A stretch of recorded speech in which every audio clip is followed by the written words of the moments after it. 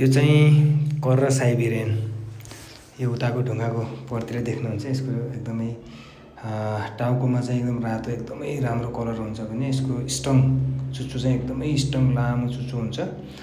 अन्य यो कर्रा साइबेरियन भन्दा चाहिँ यो अलिकति फिर्थप हुन्छ। पखेटातिर यसको एउटा सेतो खालको एउटा पट्टा हुन्छ अनि यसको चुच्चो चाहिँ एकदमै के भन्नु कडा एकदम राम्रो हुन्छ र यो अलिकति सुक्खा ठाउँहरूमा चढ्न बढी मन पराउँछ।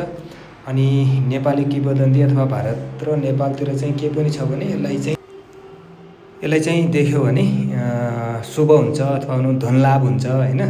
अनि यो बसेको चढेको ठाउँमा चाहिँ प्रशस्त खेतीहरू हुन्छ अथवा उब्जनी राम्रो हुन्छ भन्ने चाहिँ किंवदन्तीहरू अथवा भनौँ यस्तो खालको एउटा छ। वास्तवमा अब त्यो पनि हो।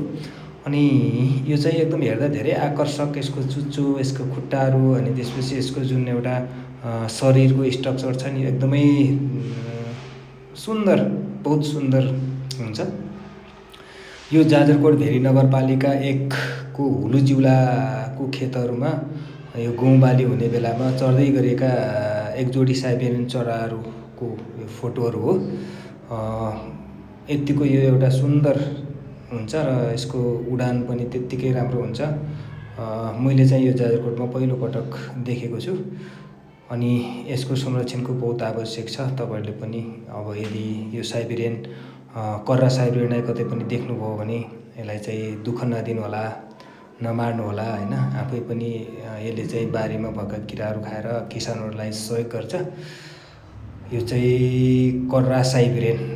ल हेर्नुहोस् है त, यसको मैले आवाज पनि रेकर्ड गरेर यहाँ राखिदिएको छु।